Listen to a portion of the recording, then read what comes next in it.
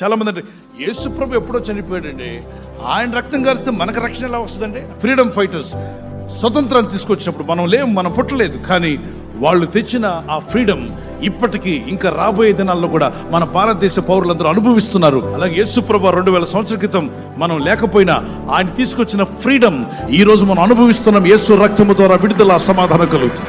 ఒకతను అంటాడు, ఎర్రని రక్తం కదా యేసు రక్తం మిమ్మల్ని తెల్లగా ఎలా మారుస్తుందండి?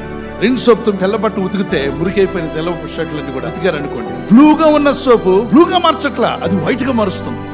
ఎర్రగా ఉన్న యేసు రక్తము ఎర్రగా మార్చదు, తెల్లని ఉన్ని వలె మన హృదయాలు మార్చివేస్తుంది.